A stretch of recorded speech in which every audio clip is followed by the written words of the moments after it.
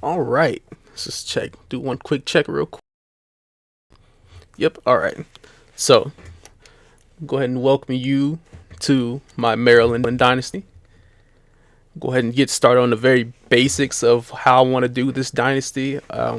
As far as my house rules go, so small things like recruiting. I can only recruit guys who I am in their top three interests. Anything below that, I don't recruit, and I try to balance it out. Make sure I don't overdo it too much.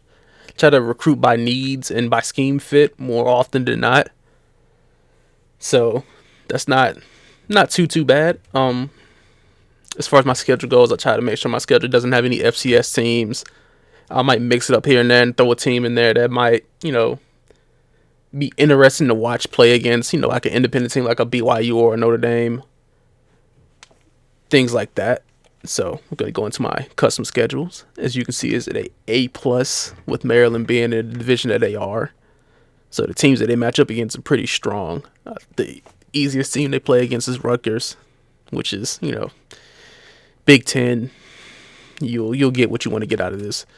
So week one, obviously, bye week. Start that out. Use that to do some extra recruiting. Then we go into Connecticut. May or may not be an easy game. Shouldn't be too hard. Connecticut is an American division team, so they won't be the greatest, but I'm also not the greatest at the game.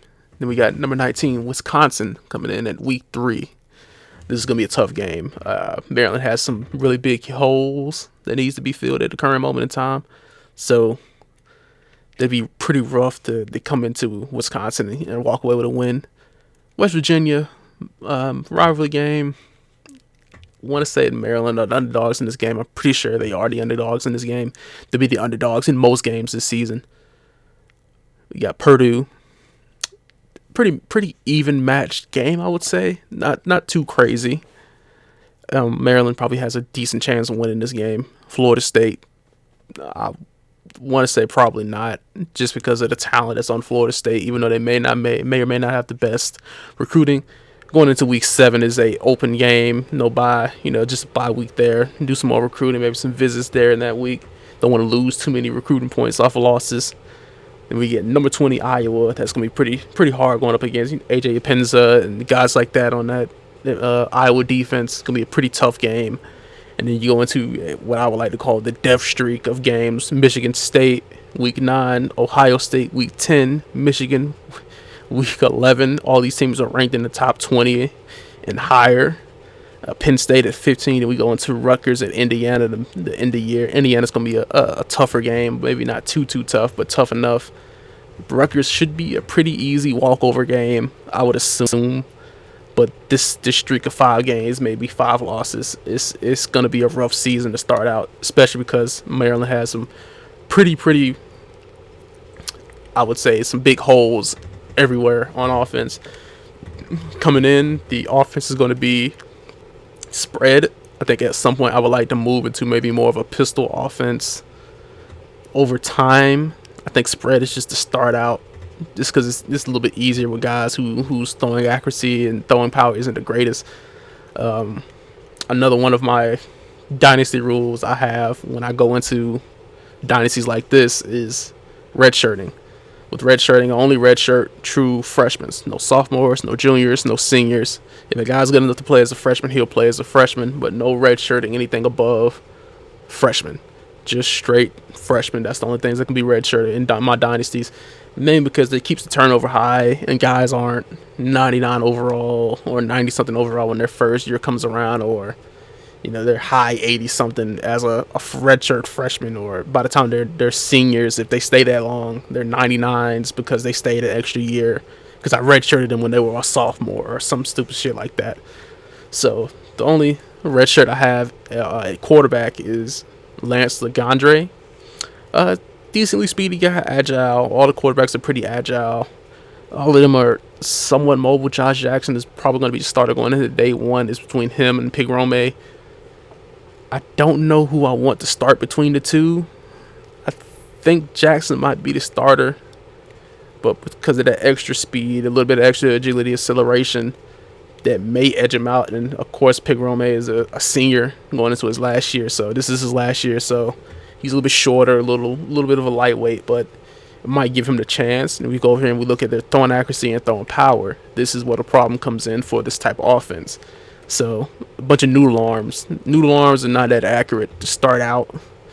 Lance Legendre has a chance of being pretty accurate, but once again, noodle arm, not going to be going deep a lot. Not going to be taking a bunch of chances deep. It's going to be a lot across the middle, a lot of dump downs. I would like to focus maybe on the run game a little bit more, even though the offensive line isn't the greatest. So it's going to be a struggle going into the first season with this group of quarterbacks. Now, going into this, we have another issue. As you can see, all of our running backs are upperclassmen and one junior. Now, this is a very, very big problem for me because I like to rely heavily on the running game. Our two best running backs are seniors. Our third running back is a senior also. And our fourth running back is a junior going into his senior year. And obviously, I'm not going to redshirt him because my own house rules. So the guys are pretty quick. Not the fastest guys. 88 speed, but 97 agility, 93 speed, 92 agility. Not too bad. They aren't standouts. They're not going to juke anybody out of their socks or anything like that. They aren't the great receiving backs out of the backfield. So running back is a problem I had to address immediately. I can't wait and sit on my laurels for it, especially after we graduated these three guys. The first guy coming up is a 69 speed running back with 89 agility. He's probably more of a fullback or a tight end or goal line back, 83 trucking, 77 break tackle. So I mean, he could be a goal line back. He'd be very situational, but he would not be a starter for me. No fullbacks on the roster at the moment in time. I would like to bring at least one in just for blocking duties. Probably will start as a freshman. Blocking duties, maybe goal line duties, maybe a little bit of an H back here and there, just to have a guy out there who can provide that fullback role. Then we had wide receiver. Pretty deep at wide receiver. A bunch of underclassmen. Guys who probably won't declare anytime soon. First four starters all underclassmen. 3 sophomores and a freshman that'll be starters. Got a senior as the 5th guy, speed guy. He'll probably be a returner. Just to get some use out of him. He's pretty quick, good acceleration, good agility. So we were pretty solid for growth at wide receiver. As you see, Demas Jr., 90 catching, 91 spectacular catching, 90 catching traffic, 89 route running. So he'll be just fine, and maybe he'll stay till the senior year. I can't convince guys to stay or anything like that when it comes. So if they want to leave, they leave, and I can't convince them otherwise. That's another house rule. But this guy's 6'3", 200 pounds, 87 jumping. He's pretty solid all around. Only one red shirt out of this whole group, which is Tomlin as the freshman. He seems like he'll be solid enough once his time is here. He may never get any starting time because he has a lot of guys to get through before it gets there. He's one of 2 freshmen out of the wide receiver group, and this is a spread offense. So maybe it'll be some time where he might be able to get into the swing of things. So we'll swing over to tight end. Only one red shirt out of this group. Malik Jackson, 6'3", 237, 80 speed, 82 agility. Pretty good. We got Noah Barnes, who was a junior. He will get some playing time just because his high agility, high acceleration. You can get something out of a guy like that. He's not the burner, but in short space, put him in a slot goal line, put him out there. 6'5". I'll make sure he gets into some formations on the goal line just because of that. On the play action, he'll be deadly. He's 6'5", 232. He's pretty tall, pretty big. You get something out of him. At sophomore, we got Okonwo. I won't try to pronounce his first name. I won't do it to myself. But 79 speed, 86 agility. Pretty decent to start out. And then the starter, senior red shirt, 6'4", 248, Tyler Mabry. So this guy's pretty decent and decently strong and below average agility. Not the greatest off the mark, not the fastest. He's pretty aware. He's not really a standout in too many things, but he can catch. He can do the basics that you can ask for out of a tight end. He's a senior. He's an 85 overall. He'll most likely be the starter going into the season. Offensive line, also a weak point, especially for the division being in the Big Ten, going up against the Chase Youngs of the world. It'll be very rough with this group at left tackle, where Chase Young lines right up over half the time. You got a freshman red shirt. He'll be pretty solid by the time his senior year comes around. So I'm very hopeful with that. He'll be stronger, probably be a little bit heavier. I won't be too mad at that. And so, blocking wise, he's pass blocker first, not too bad. Pass blocking, run blocking, impact blocking. So he's pretty good across the board, just average. Pretty tough guy to have to deal with at the moment of time. So he's pretty important, not too bad. Pretty good run blocking. His backup is pretty decent too, so he can fill in if need be, if any injuries happen. Pretty tall guy, 6'8", got 6'6" freshman.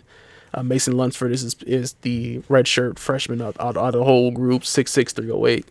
He seems like he's gonna be pretty decent too. Right now, I just want a decent O-line, so we're kind of working with something. At guard, got a few holes to fix. Sean Christie at senior is probably going to be a starter just because I have no other choice. Not the most agile guy. I'm not the best guy off the block, but he's pretty aware. He can make the right blocks, so I'm not too mad at that. We got Evan Gregory. He is the redshirt freshman, so most likely he'll be the starter coming into next season. I would like to make this work as best as I possibly can. I would like to scheme for this to work. He's pretty even across the board. Same thing with Christie. So going into his sophomore year, he should be pretty good. I won't be too concerned with that. At center, we have 2 juniors. So I expect both of these guys to make it to their senior year. I don't think they'll declare a transfer anywhere just because they're just not that good. I think we can work with this for the time being, but I do need to recruit a freshman dock in a red shirt immediately. Just when these two guys leave, I need to have another guy being able to come right in and fit in. At the right guard, we have 2 80 overall guys. I think the senior will start just because Fontaine will probably get some snaps too. I think he might end up being maybe pushed over to left guard a little bit this season just to get him some snaps because he's better than both of the left guards. But it's also a senior. I want to get my seniors some playing time before they leave. Let the freshmen develop a little bit underneath them. Also, there's the awareness gap between the two. 95 to 79. I would like to see, some development there. Right tackle, underclassmen, nothing but underclassmen. So I'm not too concerned about this just to start out. Once again, it's Big Ten defenses. So there's some pretty decent old D lines out there, decent middle linebackers out there. Nothing too crazy, but you also have your Chase Youngs who bounces around from each end. You want the best O line you could possibly get. So the O line is right now is probably like a C-, not too great. D-line is also not the greatest, especially for the defense that will be running a 4-2-5. They'll have a lot of responsibilities in the run game just because of the lack of middle linebackers. Two middle linebackers is all you're going to get for the most part. And we'll rotate a few outside linebackers in there too. Maybe a few outside linebackers on the D-line. At left end, not too good. He's going up against some pretty good O-lines. Not going to be the best at run stopping. Not going to be the best at, getting after the quarterback. So that's going to be a problem. At right end, we have a senior and 2 underclassmen. Once again, not too good. 77, 81 speed. So he's pretty quick off the line. He's also a senior. This is his last year. So what we get out of him this year is going to be very crucial. The unfortunate part is that he's okay. He's not great. He's not the best block shedder out of the right ends. It's the freshman who is. So he may, on goal line, he may be bumped out, and maybe the freshman will come in and play goal line snaps just to get that extra bit of oomph in the middle. And here we have another problem. Just the depth at interior defensive line. It's just not good. 2 guys on the interior, 1 senior, 1 freshman. So a lot of recruiting has to be done there. Not the strongest inside. I mean, these guys are okay. Like, once again, this probably some of the whole team is just okay. It's interior, and they're not the best at getting off the block. So it'll be rough. It'll be rough sledding for that first year, especially when you're going up against guys like J.K. Dobbins and teams like that. The run game will probably shred us up pretty bad. So at outside linebacker, we have Keandre Jones, probably the best player on the team, if I'm not mistaken. Pretty good all around, 6'3", 220, more of a safety if he was to go up another level. I doubt that he does just because he's not the greatest just yet. He'll be a late round pick if he does, but pretty good tackler, good at block shedding. Might put him out there and let him be on the D end. He's a good pass rusher also. So he's more of a 3-4 outside linebacker. So he might play a little bit of D end here and there. Good block shedding, good pursuit, good play rec. So he'll be more of a hybrid player. He'll play a little bit of Mike linebacker, a little bit of outside linebacker, a little bit of D end, move him around a little bit, get him into space. His backup is a redshirt freshman. And he has another another freshman who it was a toss up between him getting redshirted and Blount, but Blount is obviously the worst player, so we're gonna redshirt him. Have Andrews play just as a depth special teams guy, let him see what he can do. And McCullough is going to be the obvious backup. He's going to be more of the coverage guy. He's pretty fast, pretty speedy. Not the best at getting off his blocks and things like that. So I might put him in the middle and let him see what he can do there just a little bit. Move a lot of guys around just to get as much as I can out of them. And middle linebacker, which would probably be one of the starters in the 4-2-5. He'd be one of the two. And I think Jones will split some time there too, just to be on the safe side. The unfortunate part about this guy is that he's slow as molasses. Pretty good overall, pretty good acceleration, pretty good agility. He does all the basic things. Can lay a hit, can tackle really well. Block shedding is good. So on coverage downs, he probably won't play any nickel just because of that speed. It's just entirely too slow. So he probably won't play any nickel. We have a true sophomore as the other guy in the 4-2-5 who will probably be a starter, but he's pretty fast. He'll be our nickel back. As far as that goes, he'll play in the middle. He'll be in coverage, and then Gate will probably be another coverage guy in the nickel, just to make up for the lack of speed we have in middle linebacker between the guys who should be starters. So it'll be very interesting to see there. Right outside linebacker, we have a junior, two juniors, a sophomore, and then we got two redshirted guys. Not a lot of speed here either. Unfortunately, a lot of these guys are agile, but the lack of speed is probably the problem. A little bit of pass rushing here, a little bit of block shedding, but I won't say this is necessarily the biggest weakness on the team. It's not. It's pretty solid. So at corner, but one of the best players on the team is Tino Ellis, 6'1", 195. Could do better here. The unfortunate part is everybody under him is kind of very average. I want to go into the season with 6 cornerbacks ready to go. So I've only redshirted one, and he's the slowest. He's 77 speed. I don't expect him to play very much man coverage. I don't think anybody on this team can play very much man coverage. Would be a lot of zone going on here. These guys aren't the tallest. They're all 6'1", 6'2", so not short, but not 6'4", or anything like that you could possibly see in this game. So I mean, solid enough. Free safety, we have a sophomore and a senior. Both of them about even, pretty slow. Probably going to be no blitzing with them. Not a lot of blitzing at least. Just smaller guys, pretty slow, agile though. Decent strength. Not going to be the greatest at what you need out of your free safety in college, especially with the guys going deep. You have Antoine Brooks Sr., who is the best player on the team as far as overall goes, and his backup is also very solid.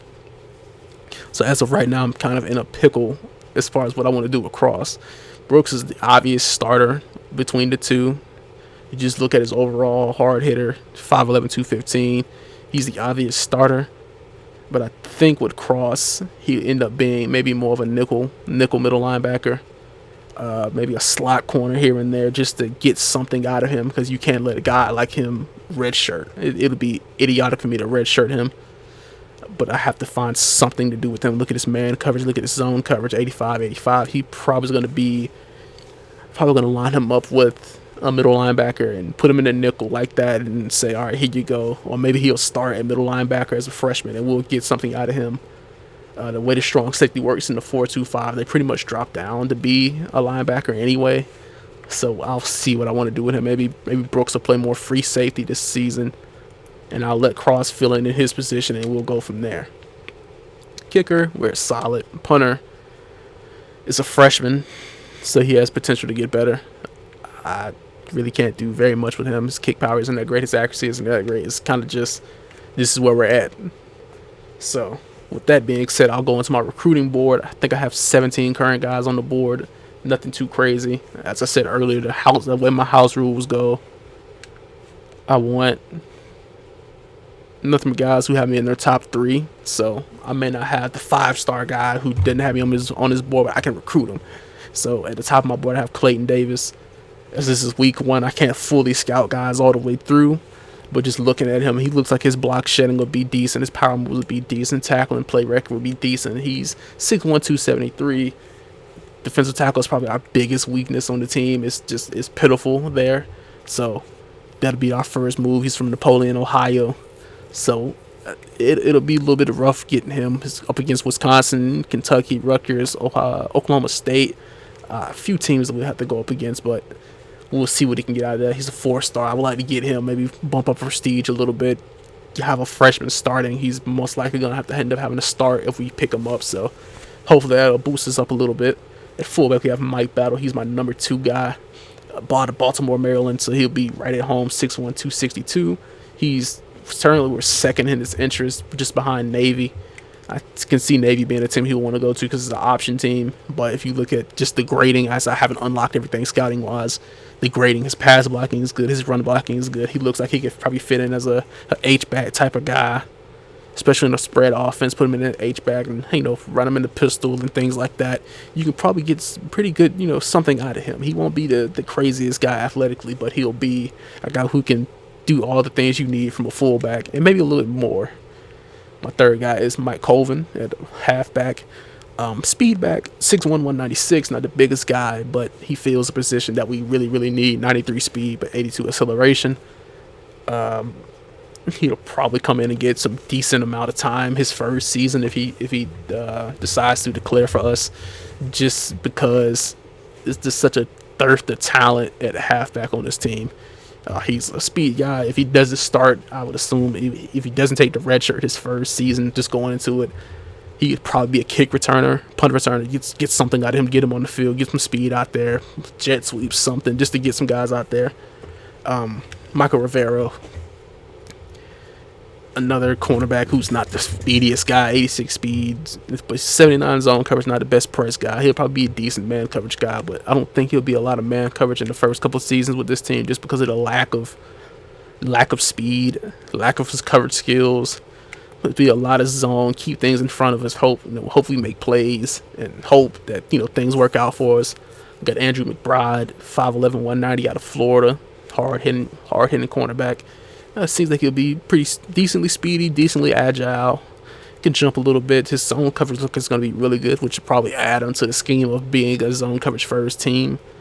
And we'll go to John Thomas, 6'5", 270 defensive tackle, balanced guy, 78 strength, which is on the low side for a defensive tackle. So there's a possibility that he might get bumped out to play D-end. Block shedding doesn't look like it's going to be all that good, but his power moves is okay and something we can build off of. So he'll be more of a depth edge protector guy, but he doesn't seem like he'll be anything that'll stand out. But we do need those depth guys just in case when the stamina becomes to run a little low, and we'll need that. So then we have Jamie Pope. Jamie Pope is out of Maryland, another hometown guy, 6'1", 196, same as the other running back, close to home, so he'll be proximity. Seems like he'll be a pretty good overall rusher. You've seen this. His trucking is a C, elusiveness is a C, stiff arm is a C, spin move and juke move are both 78 and higher. Won't be a good catcher out of the backfield, but he seems like he'll be good enough. You have Jason Moore. Don't know much about him just yet. It's 5'11", 285. He's a defensive tackle. He's supposed to be a run stopper. C, block shedding, so I can only hope for the best out of him. We'll see later on. We have Wade Stevens. C pass block, C run block, just average. I would prefer to have average O-lineman at the current moment in time just to be anything above what I currently have. Then we have Brandon Stone, outside linebacker, 6', 199. He's pretty much a cornerback. His C speed, D agility, probably won't get too much playing. So we need bodies pretty much everywhere we can put him, and guys who could probably rotate around. For him to be that lightweight, he'll probably be a freshman red shirt. Maybe he'll make the team, maybe not. AJ Winston is a crapshoot, just a guy we want to bring into depth because it's very, very thin at center at the current moment in time. So what we can get out of him, we'll try to get as much as we can out of him.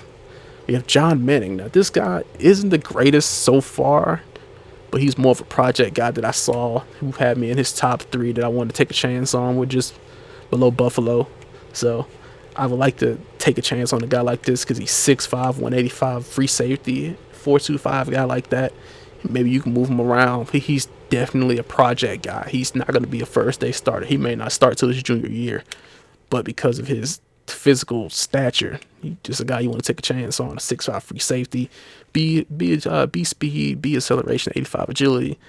Maybe you put him in the box as time goes on.